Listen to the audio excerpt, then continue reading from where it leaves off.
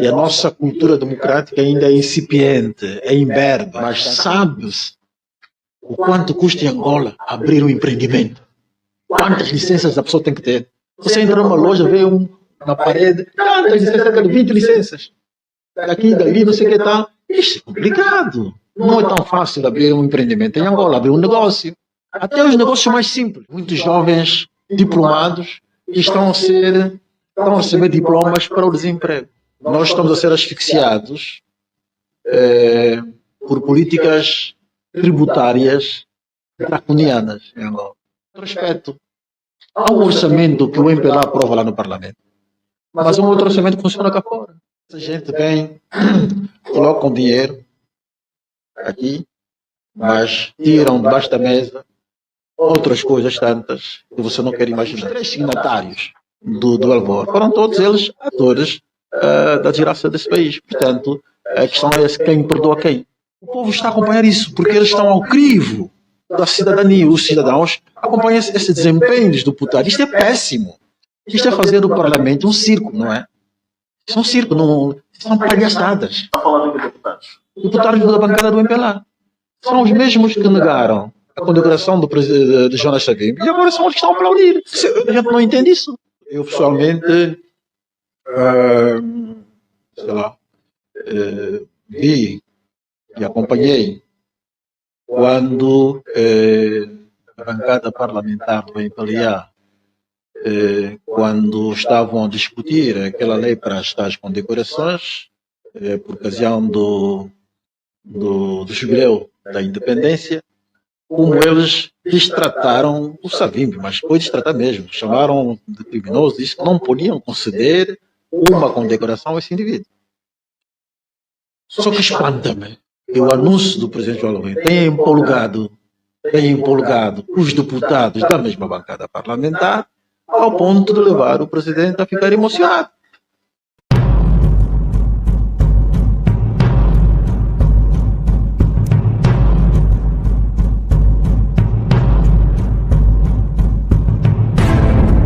Família, saudações, espero que todos estejam bem, de saúde. Nós somos a Cabas Xango TV, eu sou Leo William, como sempre. Família, nós estamos aqui para mais uma entrevista, como sabes.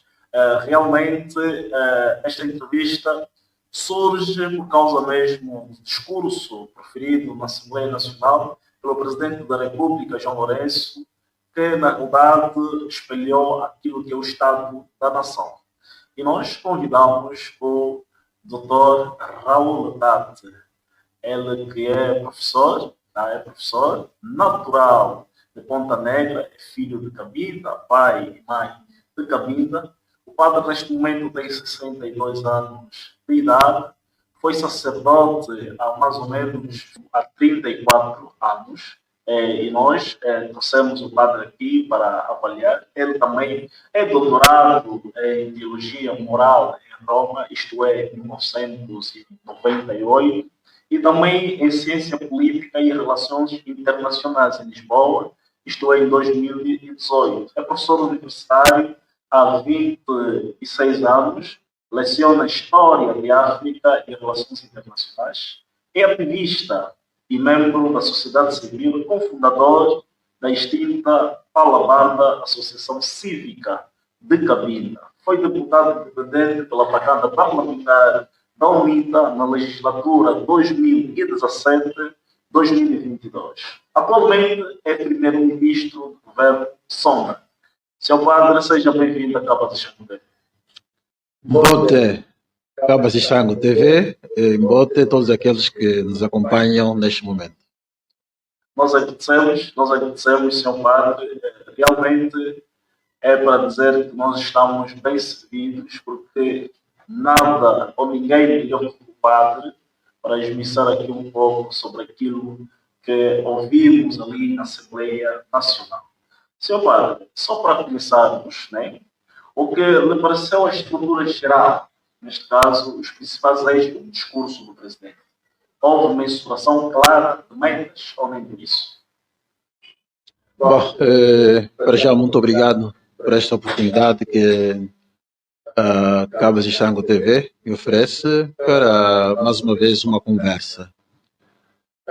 Relativamente aquilo que se chama discurso, mas que eu não considero discurso, não é?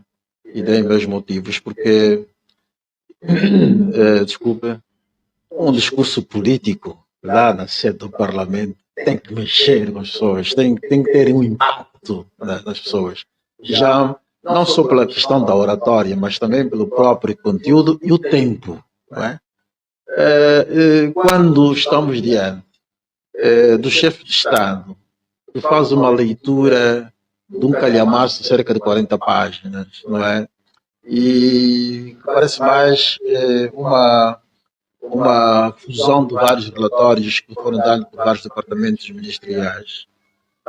E o tempo que se leva para ler isso tudo, isto cansa, tira o interesse, mesmo que estejam lá coisas boas. Porque certamente dentro daquele texto há aspectos importantes da vida do país. Mas a maneira como este é apresentado acaba por criar o desinteresse. Não concordo. Claro, nós já, desde o primeiro discurso de Estado da Nação feito no Parlamento, as nossas reações já tinham sido essas. Para mim, a primeira vez, aquilo foi, desculpe, espantoso, fez cerca de 2 horas. E houve críticas que era tempo excessivo para fazer esse discurso, e isso cansa os deputados, cansa também as pessoas que assistem pela televisão, etc. Portanto, seria bom que fosse uma intervenção mais curta, mais incisiva. E pronto, infelizmente o tempo passou. Aqui que se deve dizer que o Brejo Valores é mesmo igual a si próprio. Não se deixa, não altera a sua maneira de fazer as coisas, a sua maneira de estar na política por força das críticas. Então o que é que vai acontecendo? Vai repetindo a mesma coisa que as pessoas não querem ouvir. Está a dizer que o Presidente da República é surdo à voz da população? Não digo que eu seja surdo, mas a verdade é que uma pessoa pode ouvir, pode não ser surdo, ouvir e não dar interesse. Aquilo que as pessoas dizem. Aliás, é da boca dele que saiu essa expressão, mandei passear. Portanto, um chefe de Estado que manda passear as opiniões dos cidadãos que entendem que certas coisas devem ser vistas de outra maneira, manifesta desde logo a sua atitude perante as críticas. Portanto, não se deixa levar pelas críticas e não é muito favorável a ouvir essas críticas e agir em conformidade com as críticas. Portanto, essa é a única lição que podemos tirar nesse momento desse discurso. Nesta ótica, quando olha para o discurso e o padre diz aqui que devia gerir bem o tempo, na sua ótica, qual é o tempo que darias? Não, depois de 30 minutos já é muito. Depois de 30 minutos já é muito. Uma intervenção no Parlamento. Nós temos acompanhado isto noutras partes do mundo, não é? Temos acompanhado. A sessão do Estado da Nação. Acompanhamos isto, portanto. Quer dizer, humanamente falando, isso não é bom, porque não é daquelas coisas. O Fidel, que fazia 3, 4, 5 horas de discurso lá em Cuba, mas era um líder demagogo populista, tinha a maneira dele de atrair as pessoas. Cansava, mas não cansava, não estava aí a ler maços de papéis, não é? Portanto, se a pessoa já tem limitações em termos de oratória e de retórica, mais vale ser mais breve do que se prolongar tanto, cansa muito mais. Porque quando você tem habilidades oratórias e retórica, você pode falar até bastante tempo, mas as pessoas não se cansam. Estão interessadas, estão conectadas com quem está a fazer o discurso. Mas quando acontece essa situação, não há retórica, não há uma oratória que possa empolgar o auditório. Isto que provoca? Desinteresse, cansa. E nesta ótica, Sr. Padre, para si, quais são os pontos fortes do discurso do Presidente da República? Bom, eu creio que o ponto mais badalado tem que ver com a questão da reconciliação nacional. O país já nasceu mal. Eu tenho estado a dizer que, por força de uma descolonização desastrosa, o país foi mal parido, logo com uma guerra civil. Ele fez alusão a isso. E apontou que o caminho é mesmo da reconciliação e que a unidade é que vai levar Angola a vencer. Vai levar Angola a vencer, porque desunidos não haverá essa vitória que Angola espera para o seu desenvolvimento, para os seus grandes desafios e não sei o que mais. Todavia, isto vai culminar com o anúncio da homenagem que deverá ser feita aos 3 grandes protagonistas da independência de Angola, nomeadamente Dr. Agostinho Neto, Dr. Jonas Savimbi e Álvaro Ordem Roberto. Portanto, eu creio que a maior parte dos comentários que estão por aí nas rádios, nas televisões e até mesmo nas redes sociais, estão a girar em volta disto. Né? Só que, pronto, eu pessoalmente,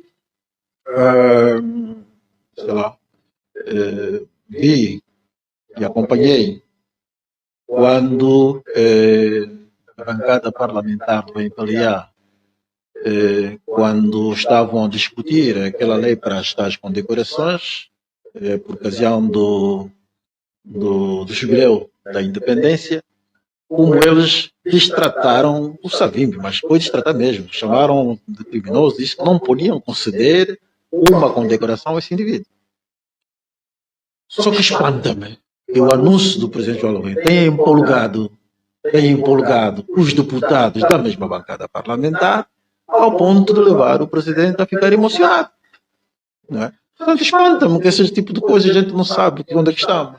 Portanto, eu creio que os deputados devem ter um pouco mais de responsabilidade política perante certas coisas. O povo está a acompanhar isso, porque eles estão ao crivo da cidadania. Os cidadãos acompanham esse desempenho dos deputados. Isto é péssimo. Isto é fazer do parlamento um circo, não é? Isso é um circo, não, são palhaçadas. Está falando de deputados? Deputados da bancada do MPLA. São os mesmos que negaram a condecoração de Jonas Savimbi e agora são os que estão a aplaudir. A gente não entende isso. A gente não entende isso. Mas também falta da responsabilidade daquilo que é o papel do deputado. Falta muita coisa, falta também caráter, porque eu creio que uma das coisas importantes para um político deve ser a verticalidade e a coerência, porque nesse quesito específico serão-se muito mal os deputados do MPLA, muito mal mesmo. Para nós que estamos cá deste lado a ver as coisas lá no Parlamento. Okay. Falando do discurso, se for aqui, parece que o ponto mais alto.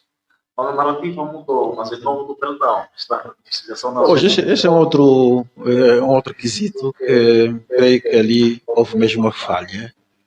Porque quando dizem no espírito do perdão, mas então, se a questão é que vai-se condecorar Jonas Savimbi e Alden Roberto no espírito do perdão, eu me pergunto quem perdeu a quem? Quem perdoa a quem? Porque neste país, já foi dito isso, todos foram atores da desgraça de Angola, em todas as partes. Estão dita, não é? Todos foram atores, os 3 signatários do Alvor foram todos eles atores da desgraça desse país. Portanto, a questão é quem perdoa quem.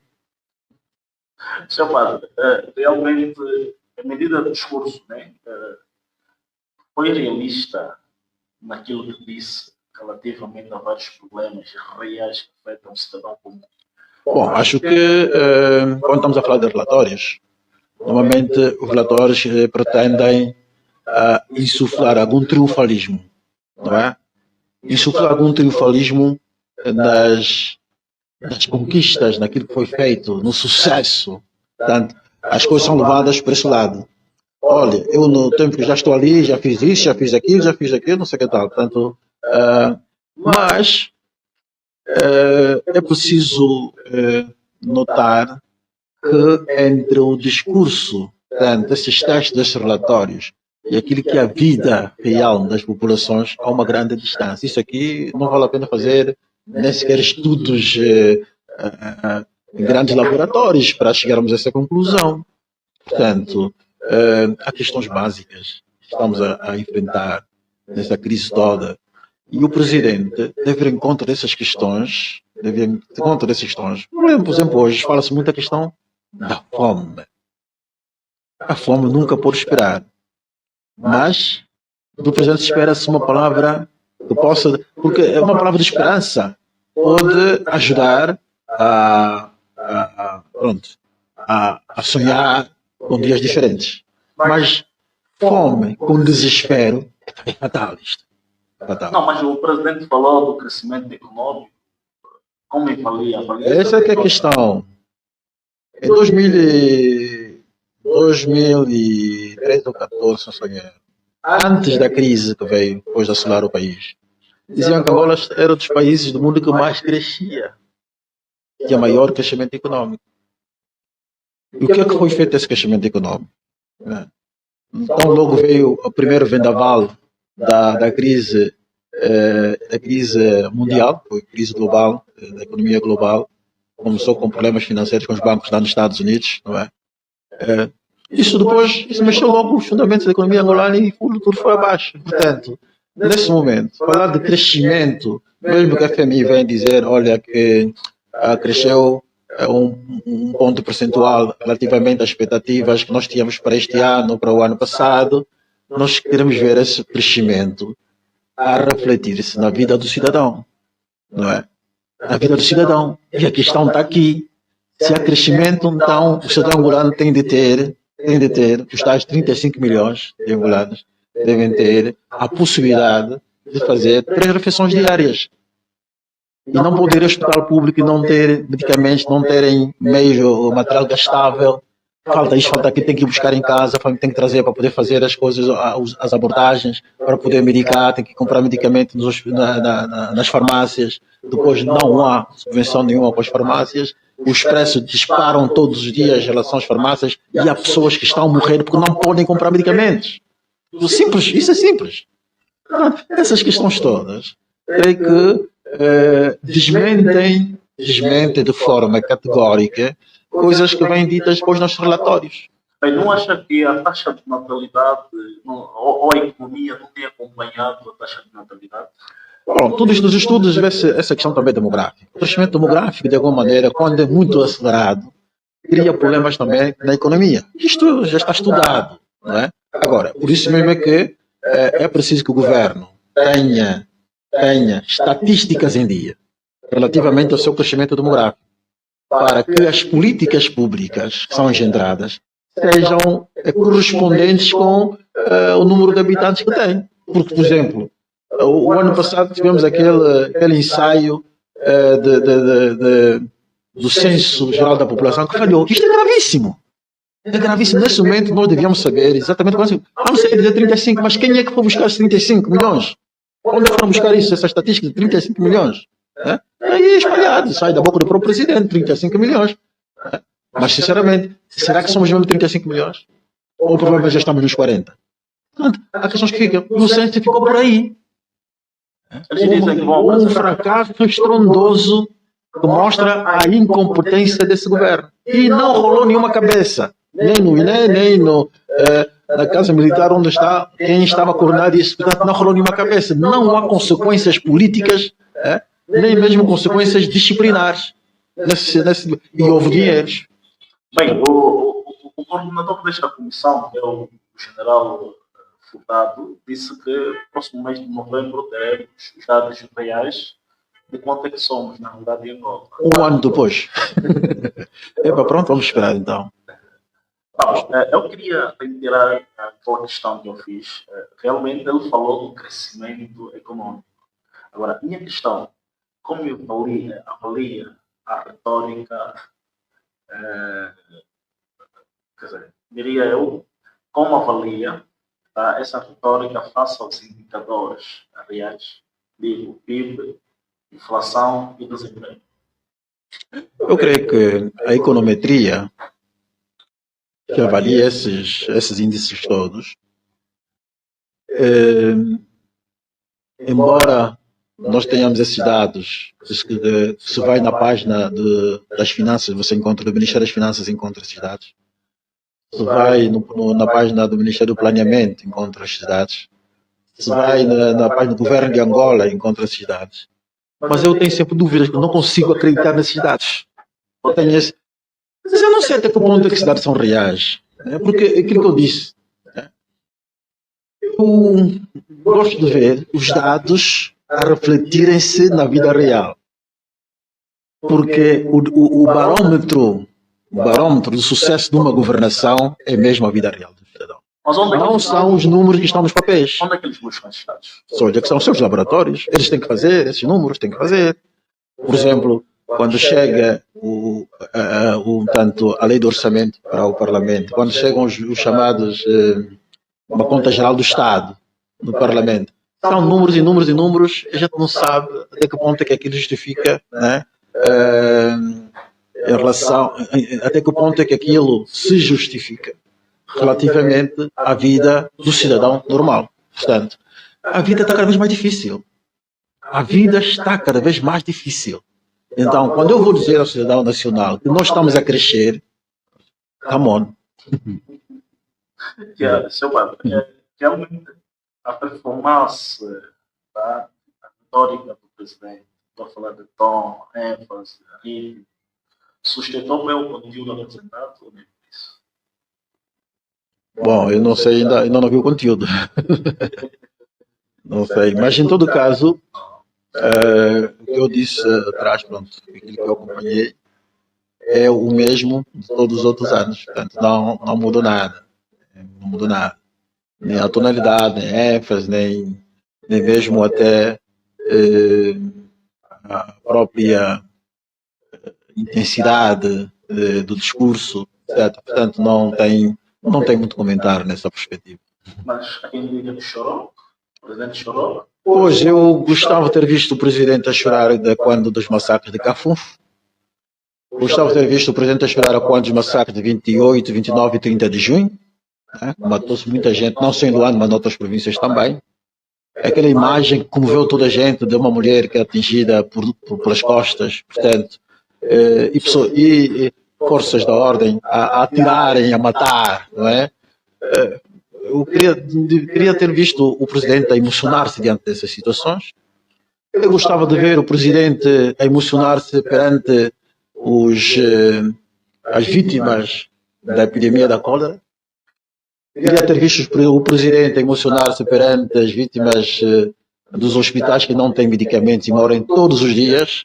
Eu queria ver o presidente a emocionar-se perante aquele espetáculo que se passa lá da Mama. Você vê, essas horas, filas e filas de urnas a serem levadas para serem enterradas. Não é? Portanto, isto é que eu gostaria de ver o presidente emocionar agora. Emocionar-se, gostavam de bater palmas, mas não sei até que ponto é que isso. Se o presidente agora já começou a emocionar-se, então que venham mais emoções, que venham mais lágrimas por aquilo que esse povo está a viver.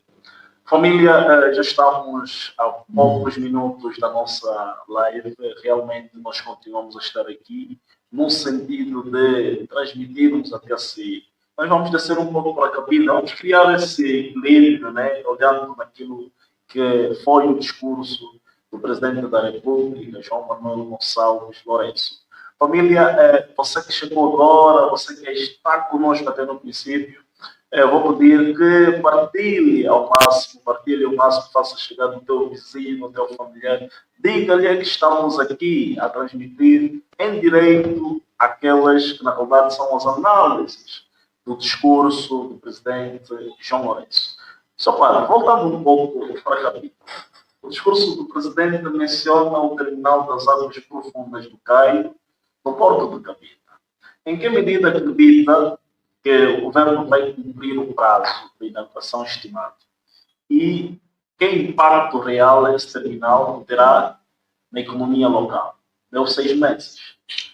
Tanto quanto saiba das pessoas que acompanham as operações das obras do Porto Caio, em 6 meses aquilo não vai ser inaugurado. Aliás, pode até inaugurar, como fazem, por exemplo, a inauguração da refinaria. Já foi feita, foi um ato político, mas a refinaria ainda não começou a funcionar. Portanto, se começar a funcionar em janeiro do próximo ano, já é muita sorte. Porque ainda há questões de tubagens que estão a ser ainda conectadas com a base de Malongo, para transportar o crudo para lá, para a refinaria. Portanto, ainda uma série de questões operacionais que estão a ser ainda cuidados nesse momento pelos técnicos. Agora, lançar para o ar logo, porque não? Porque dia 1 de setembro começa a funcionar em pleno já a refinaria de Cabinda pronta. Pá. Nós estaríamos hoje em dia mais com filas lá em Cabinda. As filas, como estamos a falar, as filas estão lá, enormes filas nos postos de abastecimento de combustível. Você não é capaz, como se faz em Luanda, chegar a um posto e encostar e abastecer novamente. Tem de ficar nas filas e muitas vezes o carro tem que pernoitar lá, na fila. Portanto, vamos ter, pronto, algum cuidado, alguma contenção nessa questão das datas, porque não é a primeira vez. Sabe como é que com a refinaria foram avançadas várias datas, né? Ou vamos inaugurar, não sei qual, vamos inaugurar, depois as datas passam, né? Porque uma coisa é, às vezes, a velocidade, o calendário político, e outra coisa é o calendário da execução das obras. E então, certamente, o presidente João Lourenço está numa velocidade de cruzeiro para inaugurar tudo o que há para inaugurar antes dele sair. Né? Se é que vai sair. Porque isso ainda está nos segredos deles. Sim, porque nós sabemos até que ponto que as pessoas dizem, eu vou terminar o meu mandato e acabou, pronto. Nós sabemos até que ponto. Só quando isto acontecer, é que vamos dizer que de facto aconteceu mesmo. O resto, na política, sempre surpresas. Não, o padre está a dizer aqui que a inauguração da refinaria foi uma inauguração política. Foi política e a refinaria ainda não está a operar ainda. Portanto, já estamos a entrar no mês de novembro. Significa que daqui a pouco são 2 meses desde que foi inaugurado. Então aí, pronto, isso que eu digo que, aliás, já na altura da inauguração tinha dado uma entrevista em que eu dizia exatamente que não devemos esperar que amanhã vamos começar a ter isso a funcionar já em pleno, não é? Vamos deixar as coisas andarem segundo o calendário da execução do trabalho. Vamos deixar andar. E não devemos ficar empolados com o calendário político. Bem, foi dito que há especial atenção à província de Cabinda para reduzir a dependência do transporte aéreo e rodoviário e diminuir os custos de passageiros e cargas. Agora, eu gostaria de saber do padre, que medidas concretas foram apresentadas para isso e quais ainda faltam? Bom, nós temos que olhar Cabinda dentro da perspectiva de uma economia de insularidade. Cabinda é praticamente uma espécie de ilha. E a ser assim, a questão da mobilidade e da transportação de mercadorias é a coluna vertebral de qualquer desenvolvimento que se possa pretender para Cabinda. Isto significa que é preciso dotar a região de autossuficiência, não é? Nessa perspectiva. Por exemplo, vamos lá pegar a questão dos catamarãs. Por que o catamarã tem que ter a sede no Sol e não em Cabinda? Por que criaram lá o terminal marítimo? O catamarã tem que vir do Sol para Cabinda. E não o contrário. Devia haver a base dos catamarãs. Devia ser mesmo aí o transporte marítimo baseado mesmo a partir de Cabinda. E dali vão saindo e vão voltando. Estamos agora a questão da transportação aérea. Fala-se do novo aeroporto. Há dias vi algumas imagens pela primeira vez de terraplanagens, tudo estão a ser executadas lá para voltar a executar as obras. Pronto, está bem. E dão 2 anos para a conclusão do aeroporto. Isso vai ser um recorde mundial. Porque em 2 anos não vão conseguir? Eu não sei que tipo de aeroporto vão fazer lá em 2 anos. Se é um aeroportinho ou mesmo um aeroporto. Não sei. Em 2 anos. Quantos anos levou esse aeroporto que está aí? De Bom Jesus. Levou muitos anos. Portanto, não sei até que ponto. Mesmo não só questão de execução física, mesmo a questão de execução financeira, há muita, como chamamos de derrapagem às vezes, na execução financeira das obras. E é preciso sempre ter em conta esses elementos. Agora, é o tal calendário político que eu estou a falar. 2 anos, João Lourenço quer sair inaugurando o aeroporto de Cabinda. Vamos lá esperar, vamos ver o que é que vem ali. De resto, dizer que o Porto Caio, há muito esperado e reclamado pelos cabindas, é a execução. Esse porto pode trazer capacidades internas para Cabinda em termos de transportação de mercadorias e também de pessoas. Vamos lá esperar que o porto seja concluído, porque já passaram todos os prazos que foram dados, já passaram todos. vamos esperar que o próximo prazo seja a última. Bem, O último, aliás, não a última, o último. como se prevê a concessão, né, dos terminais marítimos e fluvial de passageiros e carga de porta de cabine se traduzem em melhorias de infraestrutura, de emprego local e acessibilidade aos serviços?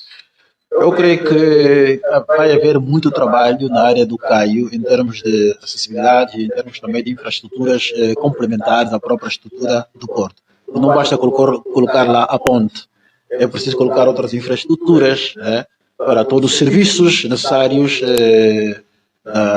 tanto em relação à parte da ponte, ou toque, que chamam aquilo, onde a parte da postagem dos barcos, não é?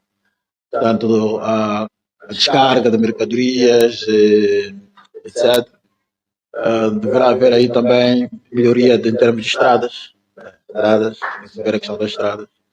Mas também, relativamente ao ponto do terminal, o terminal marítimo que lá está de passageiros, eu creio que não só devia haver aí uma estalagem náutica para suporte e manutenção, não é, de barcos. Mas também eu já disse isso, que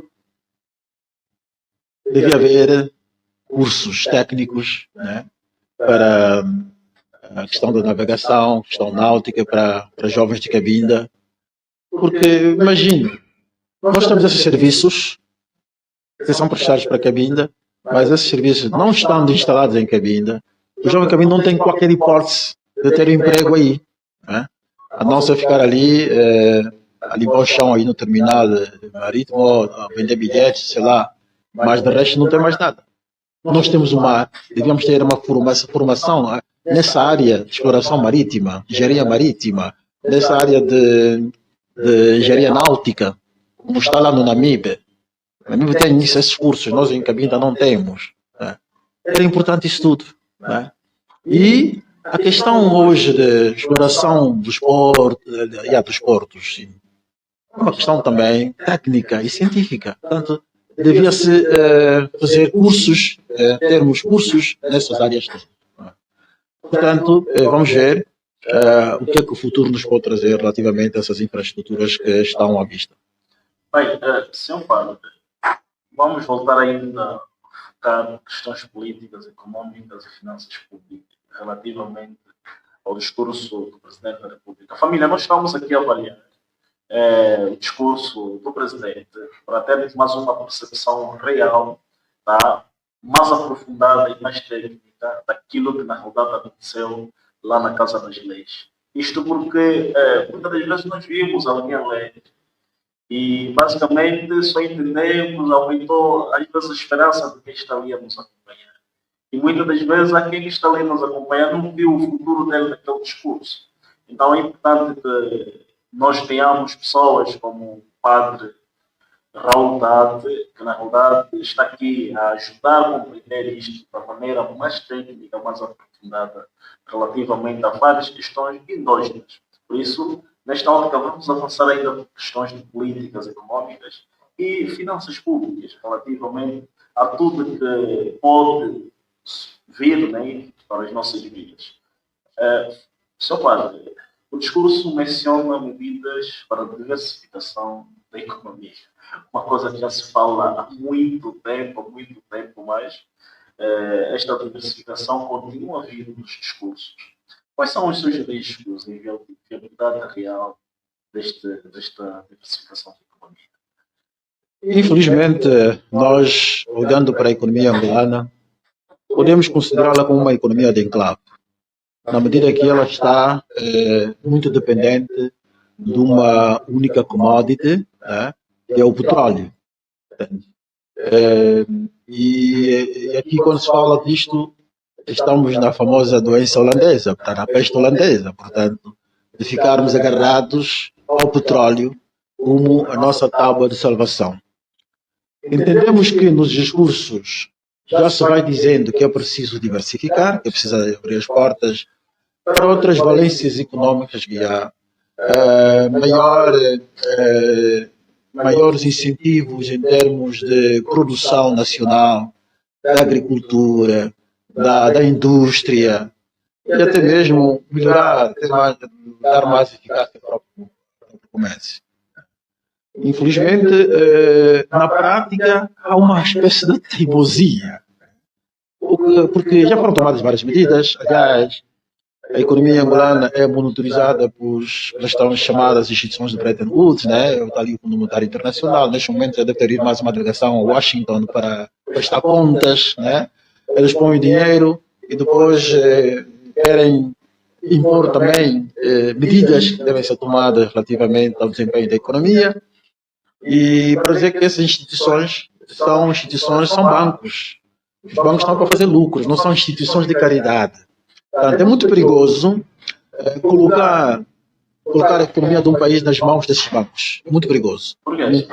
Sim, porque eu não conheço nenhum país africano que tenha saído do subdesenvolvimento, ou pelo menos que tenha atingido ao estatuto de país ou países emergentes, digamos assim, com ajudas da FMI ou Banco Mundial. Aqui é só endividamentos. Os endividamentos não desenvolvem. São as capacidades internas que dão desenvolvimento. Quando os endividamentos vão para investimentos, claro que isso aí vai dar rendimentos. Mas quando os endividamentos vão para infraestruturas, né, construir mais um hospital aqui, mais não sei o que lá, é claro que isso não reflete aquele aspecto que se devia esperar em termos de desenvolvimento desses investimentos.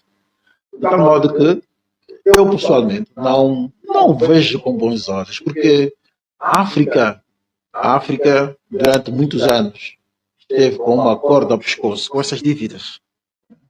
E essa gente vem, colocam dinheiro aqui, mas tiram debaixo da mesa outras coisas tantas que você não quer imaginar. Como assim? Sim, para onde é que vão os grandes? Eles querem os nossos recursos. Eles precisam dos nossos recursos. E nós colocamos de maneira esses recursos para eles. Não é? E, para além de essas dívidas devem ser pagas depois com os tais juros. O chamado serviço da dívida.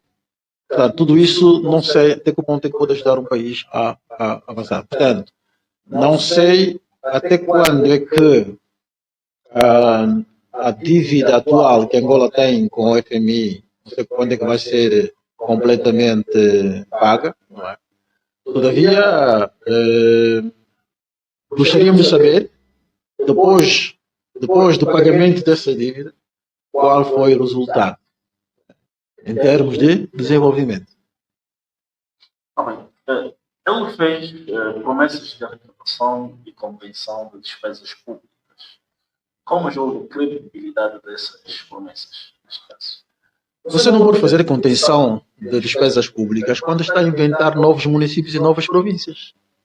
Né? Porque uma das medidas que eu acompanhei, nós que acompanhamos logo no princípio, era desengordurar o aparelho do Estado, sobretudo governativo. Isso significa fazer um governo mais magro, não é? Com poucos ministérios mais eficientes. Mas o que aconteceu foi mesmo que aumentou-se até os ministérios, aumentaram tanto. A estrutura governativa de Angola é muito pesada. Não, pesada até não, é obesa. É obesa. Olha para o governo central, ministérios, os ministérios. O ministério depois tem os secretários de Estado, às vezes são 12 ou 13 secretários de Estado. Depois temos um outro governo lá no Palácio, que é a presidência, tem toda uma estrutura também lá pesada, a presidência. Depois vamos a nível das províncias, governos provinciais, com 3 vice-governadores. Depois vamos para municípios com 2, 3 vices, ou como chamam, administradores adjuntos. E agora, com a multiplicação dos municípios, imagina quanto da despesa do Estado vai agora aumentar. Portanto, ninguém pode acreditar que haja boa vontade nessa perspectiva de contenção de despesas. E daqui a pouco, começou agora o ano parlamentar, daqui a no próximo mês vai entrar a lei, a proposta de lei do Orçamento Geral do Estado. certamente já haverá rubricas para essas novas províncias, para os tais municípios novos, etc. E isto significa mais despesas. Mais despesas. Esse é um outro problema. Mesmo sem a questão da criação de novos municípios e novas províncias, a qualidade de despesas do nosso governo nunca foi muito boa, porque não coloca as prioridades, né? E isto não é muito bom, não é muito bom em termos de disciplina orçamental, não é muito bom. Depois há outro aspecto. Há um orçamento que o MPLA aprova lá no Parlamento, mas é um outro orçamento que funciona cá fora, a nível da presidência, do titular executivo. Pode explicar, senhor? Sim, isso é tão simples. Essas adjudicações todas por contratação simplificada, ou isto aqui e tudo, vão buscar dinheiro diretamente e põem lá. Não é do orçamento. Não é do orçamento. E este dinheiro buscam? São os tais endividamentos. São os tais endividamentos. Ele não está no orçamento, né? É verdade que o orçamento é uma previsão. Mas para que a previsão tenha alguma eficácia, tem de haver alguma disciplina. Porque senão isto é enganar. Até não só o cidadão normal, o cidadão que, segundo o presidente, que é o patrão, mas até mesmo os próprios deputados que fazem a aprovação daquele orçamento. Bem, o endividamento e a sustentabilidade fiscal foram abordados. O padre falou aqui especificamente. Acha que o discurso foi simplesmente ou suficientemente transparente? Da minha perspectiva, nós estamos a ser asfixiados por políticas tributárias draconianas em Angola. Portanto, a questão da política de alargamento da base tributária e da intensificação dos impostos devidos ao Estado tem sido hoje uma espécie de espada de dois gumes para os operadores econômicos, né? Estão a ser asfixiados por essas medidas todas, né? Portanto, como quem diz, pronto, o Estado vai ao bolso do cidadão para buscar dinheiro. Isso é que é o orçamento agora. Portanto, o Estado vai ao bolso do cidadão. Ele lá não vai buscar o dinheiro. Portanto, isto, de alguma maneira, não pode ser uma política fiscal e tributária que possa ajudar aquilo que nós chamamos de identificação da economia e ao avanço até da economia. Porque há empresas que não estão a aguentar essa velocidade dos impostos, não estão a aguentar. Tá? Portanto, e, felizmente, ouvi nesta legislatura que terminou, uma deputada, já não me lembro que província, deve ser do Cunene, reclama, deputada da bancada do MPLA, reclamar pelo comportamento da AGT que está a asfixiar as empresas. Não, é verdade. É verdade. Bem, no discurso foi tratada a questão do desemprego, sobretudo para jovens, mulheres e zonas rurais. Bem, acha que há políticas viáveis, principalmente para a juventude que hoje prefere emigrar do que trabalhar em fora? Sim, esta é outra questão. Em princípio, nós temos que tirar a ilusão de que o Estado é que emprega toda a gente. Não há Estado nenhum do mundo que emprega toda a gente. Agora, nós temos aqui, a nível do Estado, as repartições públicas e a saúde e a educação, portanto, o ensino superior, etc. Então, essas que o Estado diretamente vai buscar a força ativa para poder empregar. Mas o papel do Estado seria aquele de incentivar o desenvolvimento das empresas para poderem atrair mão de obra, não é? A empregabilidade. São as empresas que devem oferecer os empregos, não é? E quando o Estado tem políticas saudáveis nessa perspectiva, os empregos vão aparecer. Agora, quando as políticas são draconianas, o patrão de uma empresa só está a pensar nos impostos que tem de pagar, no seu lucro, então não pode empregar muita gente. Portanto, muitas vezes vamos a ver pessoas serem despedidas, não é? E é claro, é mesmo isso. As políticas da FMI, a tal chamada ajustamento estrutural e redimensionamento empresarial. As empresas ligadas ao Estado devem ser privatizadas, não é? E tem de haver despedimentos do pessoal que está trabalhando no Estado. Portanto, a FMI aconselha a Angola não só não empregar, como a tirar aqueles que já estão no aparelho do Estado. Veja só, o que seria um descalabro se fossem para essas políticas da FMI, não é? Portanto, deveriam, de facto, mandar muita gente para o olho da rua. E nós estamos aqui com problemas sérios ligados à juventude. Muitos jovens diplomados estão a receber diplomas para o desemprego. É claro que se fala também, fala-se também da questão de quem faz a universidade deve estar preparado para criar também o seu empreendimento, uma iniciativa privada. Mas sabe-se o quanto custa em Angola abrir um empreendimento? Quantas licenças a pessoa tem que ter? Você entra numa loja, vê na parede, tantas licenças, cerca de 20 licenças. Daqui, dali, não sei o que tal. Isso é complicado. Não é tão fácil abrir um empreendimento em Angola, abrir um negócio. Até os negócios mais simples. Antes de eu vir, eu passei por uma casota em Cabinda que faz fotocópias. Está nas máquinas, fotocópias. Uma coisa muito pequena. Na parede está um quadro das licenças todas. 10. Eram 10. Eu contei, eram 10. Isso é complicado. É assim que funciona. Portanto, a máquina burocrática também tortura, né, esse desempenho dessas pessoas que têm vontade para fazer o empreendedorismo. Portanto, isto não é assim tão fácil. Como avalia o discurso no que se refere ao fortalecimento das instituições democráticas da transparência? Estamos mal diante disto, estamos mal, porque o regime que nós temos não tem estado a fortalecer as instituições democráticas. Nós temos um problema em África, que dizia o antigo presidente americano Obama, que a África precisava de instituições fortes e não de líderes muito fortes.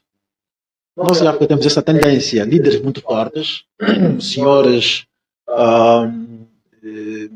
todos eles com poderes muito grandes, tal como confere a nossa Constituição, né, ao Presidente da República. Há muitos poderes.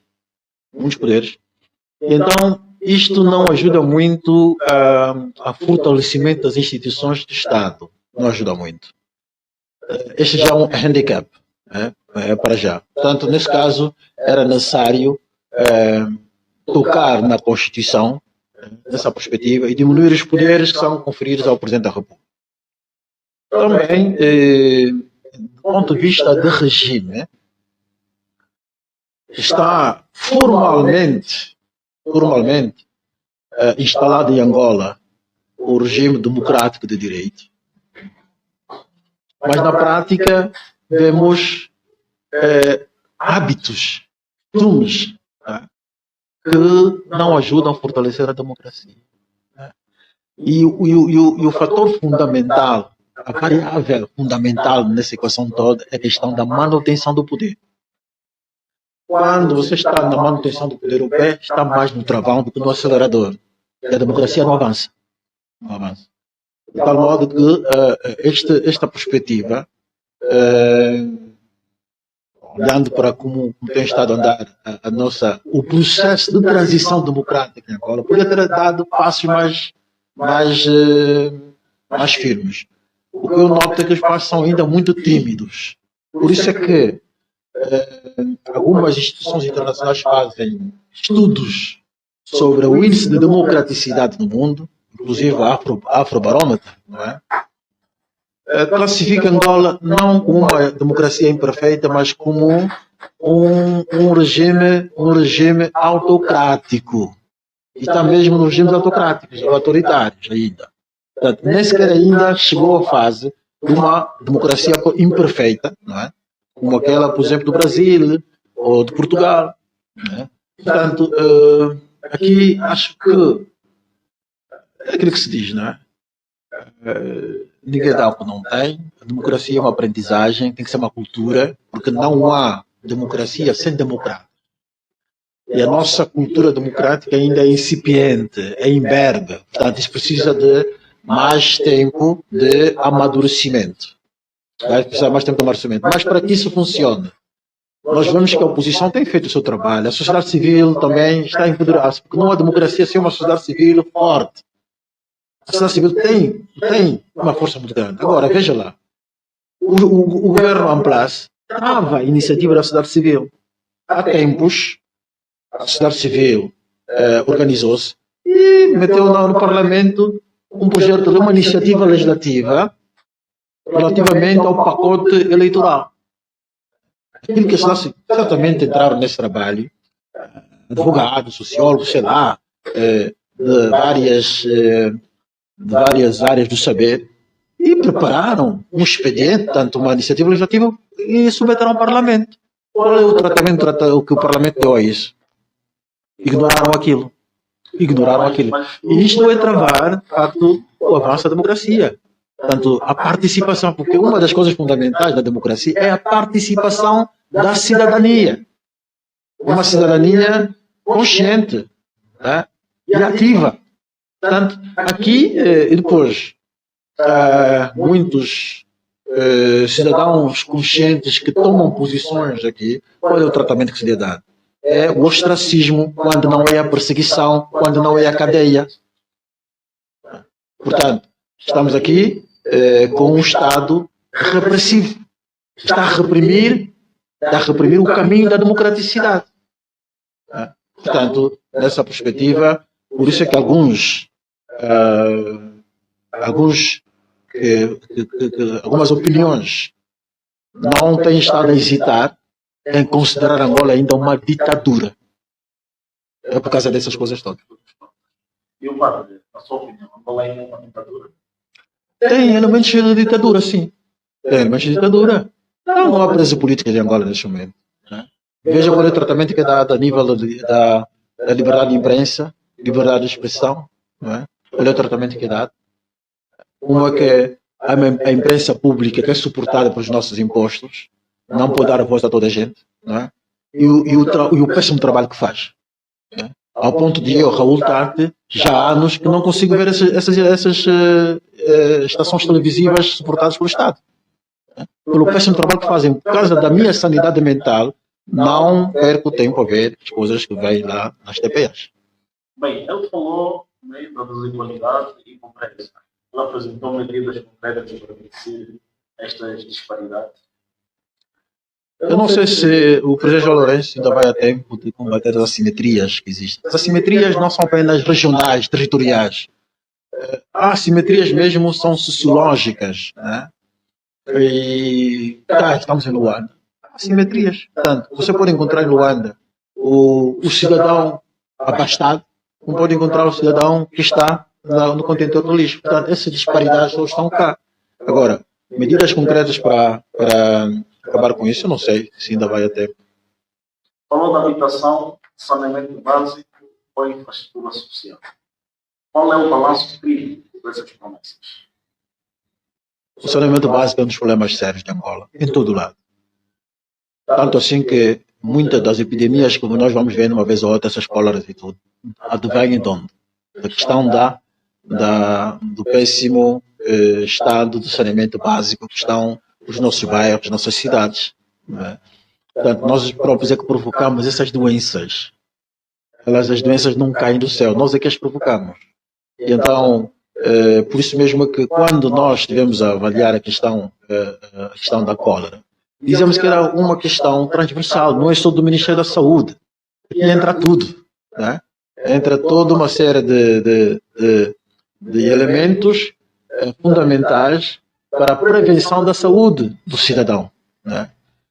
Portanto, nesse sentido, eu creio que estamos muito longe daquilo que é o desejável em termos de saneamento básico. Né? Quanto à questão da habitação, calcanhar daquilo, nós sabemos que o governo tem fomentado políticas habitacionais pelo país afora, mas eu tenho uma visão minha, mas eu creio que também muitas pessoas partilham essa visão, que o governo não pode ser construtor e ao mesmo tempo distribuidor. O governo faz as políticas habitacionais, fomento habitacional, mas é preciso que uma instituição vocacionada para negócio imobiliário trate de fazer as rendas ou as rendas resolúveis, sei lá. Portanto, o cidadão, o Estado, que eu quero dizer assim, um fogo habitacional está aí. Pronto. O Estado entrega isso para uma instituição idônea, vai tratar disso. O cidadão diz, eu quero ter uma habitação aí. Vai contactar essa agência para ver qual é a tipologia das casas, quais são os preços praticados ali e modalidade de pagamento. E pronto, se quiser, tem seu dinheiro para comprar sua casa normalmente. Ou se é renda resolúvel, então, tenho aqui, eu tenho emprego e tal, tenho aqui minha conta, então, cara, meu dinheiro, pronto, faz o contrato para se pagar a renda resolúvel. Ou então, vai ao banco e diz, eu preciso de um dinheiro para comprar uma casa, preciso tal. E faz o contrato com essa. Essa questão do banco funcionar. Não funcionando assim, a falta de transparência na distribuição das casas. O que acontece? Os que já têm muito mais. E, normalmente, sobretudo nas províncias fora do governo, o que acontece?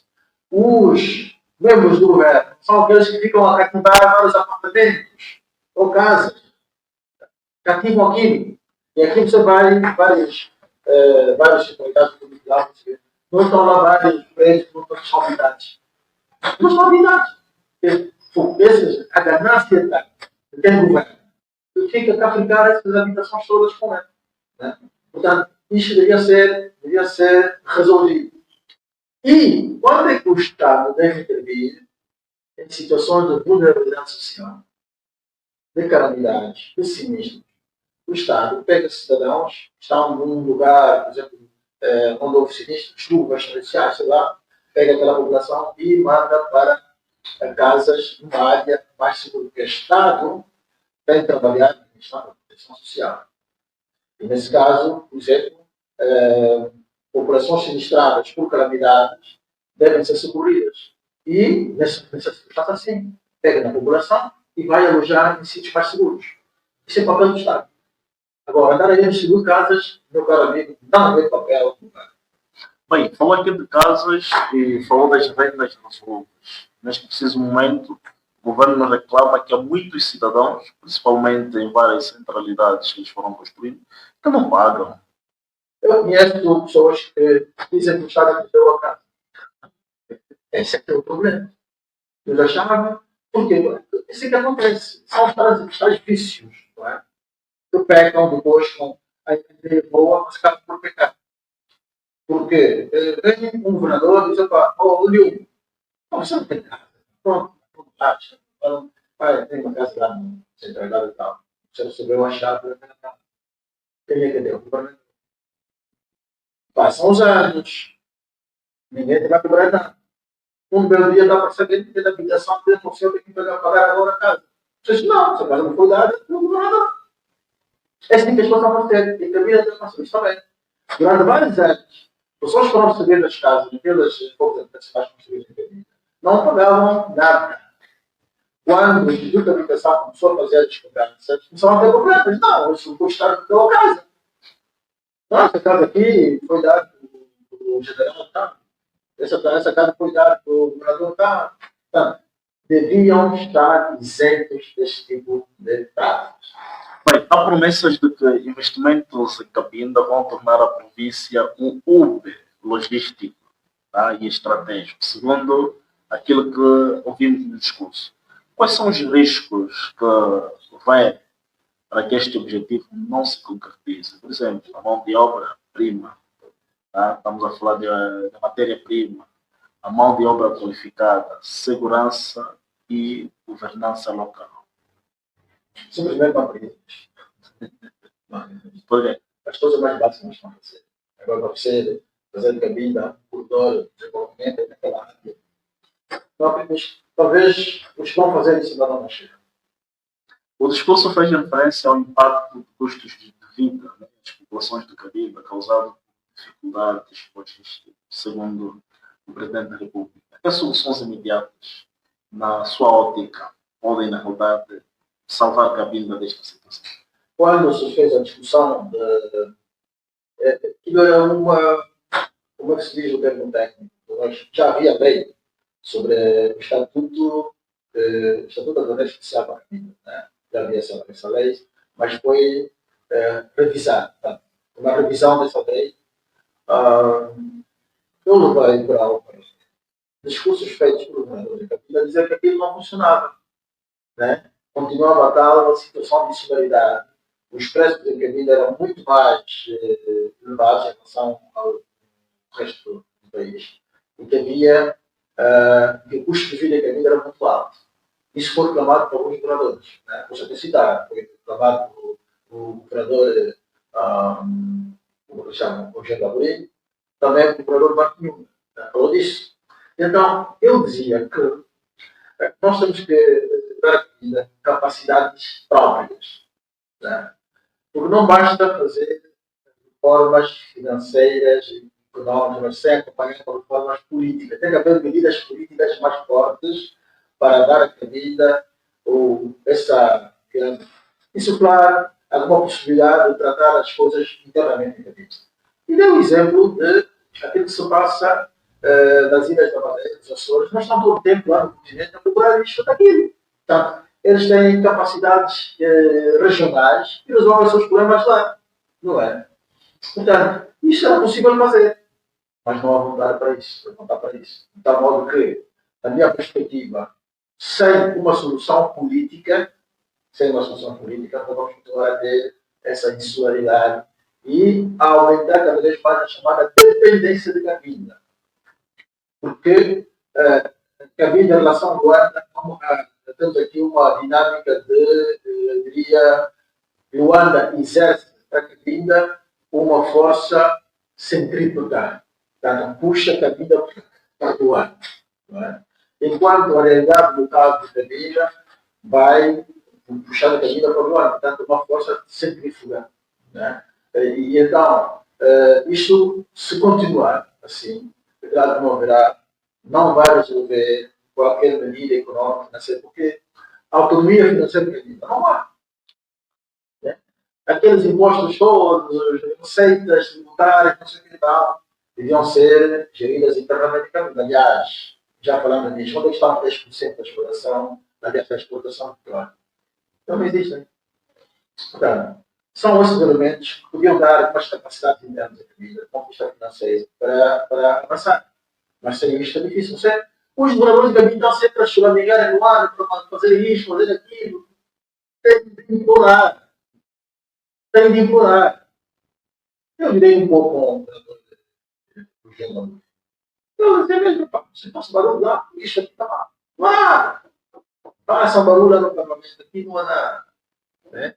E é claro que você vê, quando o presidente visita a Cabinda, essa última visita, e vê as preocupações colocadas, estou aqui, mas não vou trabalhar, mas não tem o que fazer. Tudo vendo no Palácio da cidade da comunidade de São José. Portanto, a lição que saiu lá, não há para sair. Ela disse que o papai chegou, a fome acabou. A fome acabou? Deixa eu saber se publica.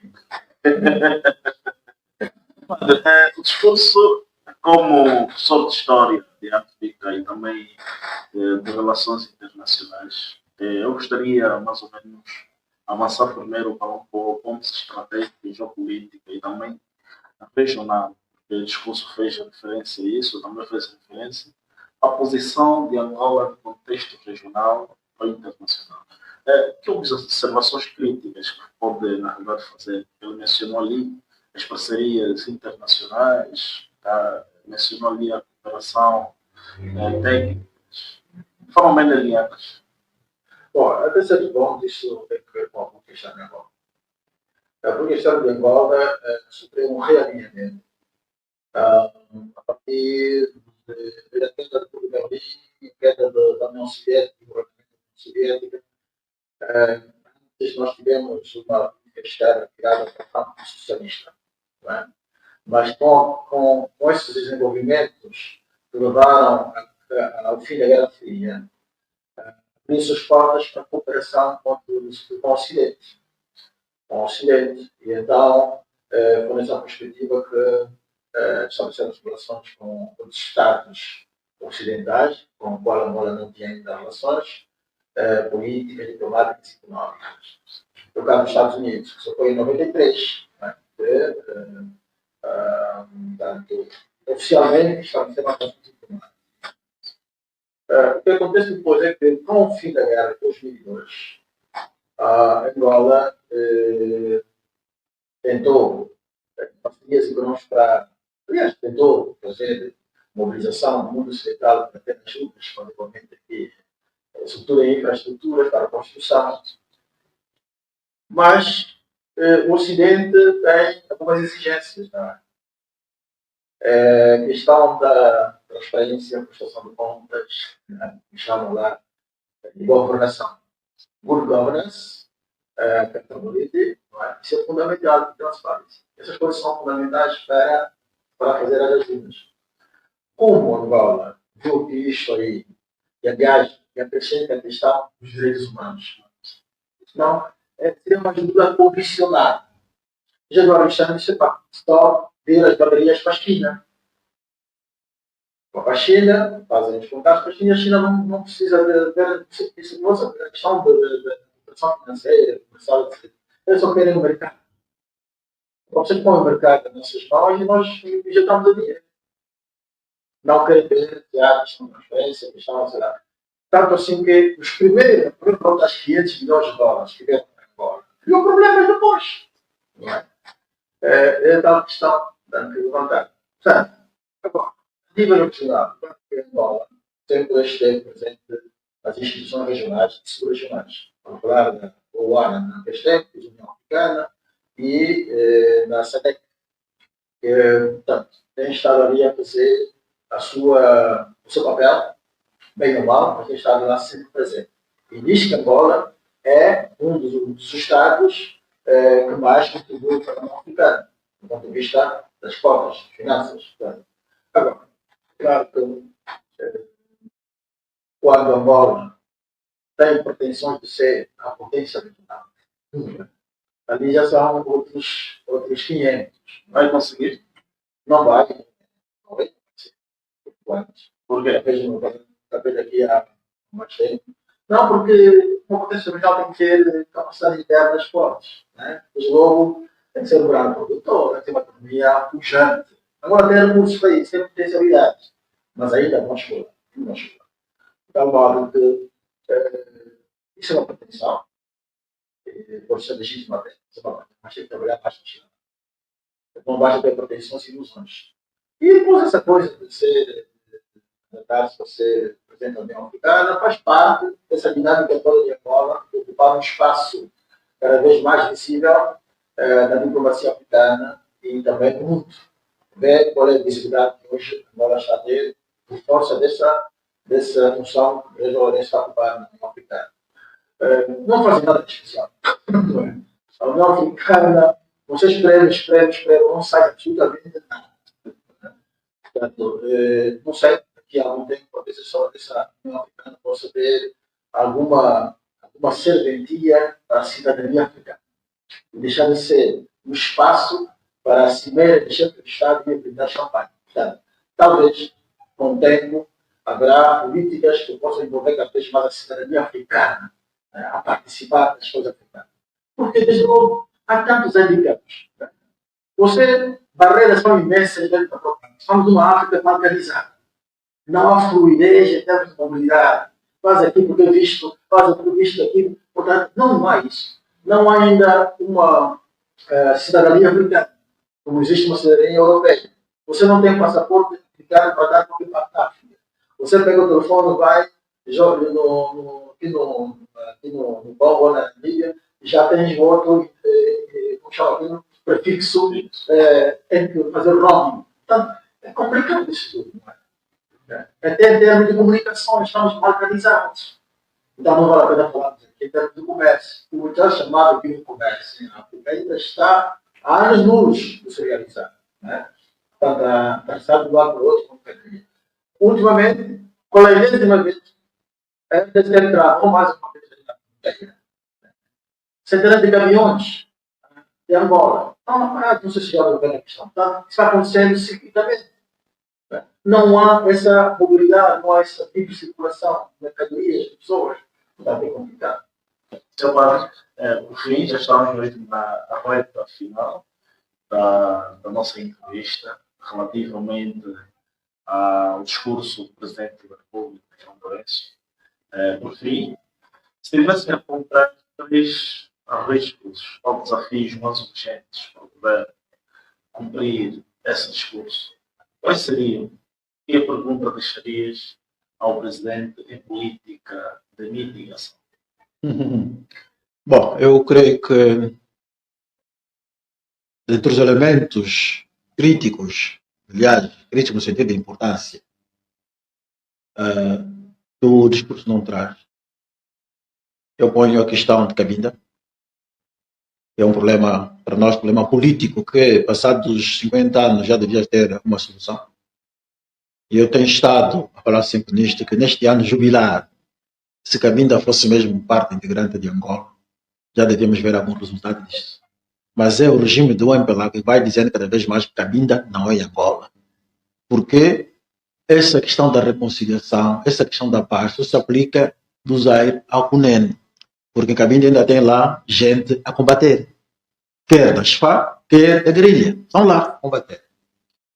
Porque Cabinda ainda tem cidadãos que fazem parte da diáspora. Estão exilados, não podem vir para Angola, não podem vir para Cabinda, por medo da repressão política. Porque também há refugiados ainda a Cabinda. Estão nos 2 Congos. Estão lá refugiados. Há um problema para se resolver. Então você vai falar de conciliação e paz para essa gente toda? Não, absolutamente. Aí está uma prova de que é um problema que está sendo negligenciado pelo presidente João Lourenço. Eu tinha ainda uma esperança que no final do seu mandato ainda podia haver algum sinal. Mas, infelizmente, estou decepcionado em relação a isso. Segundo aspecto, autarquias. Há pessoas até que fizeram previsões nesse discurso que podia tocar, por isso é que vai nos surpreender agora e vai já marcar a questão das autarquias. Não há autarquias. Portanto, para dizer que eu, ainda na altura, na legislatura passada, 2020, 2021, num debate na Rádio Eclésia, estava também deputado eu disse que o presidente João Lourenço não está disponível para autorizar a institucionalização das autarquias. E depende dele, esta lei está lá a apodrecer no Parlamento, né, da instituição das autarquias. E, em terceiro lugar, aspectos políticos da própria questão democrática do país. Creio que uma palavra do presidente sobre essa... Há uma tensão, uma pressão hoje horrível do ponto de vista político. Podia trazer uma palavra para suavizar um bocado o ambiente político turvo que se vive hoje em Angola. Mas não houve nenhuma palavra assim. Portanto, esses aspectos creio que falharam um bocado no discurso. Tá bom. Sr. Padre, muito obrigado por ter aceito aqui o nosso convite. Nós agradecemos. Deus, na verdade, abençoe.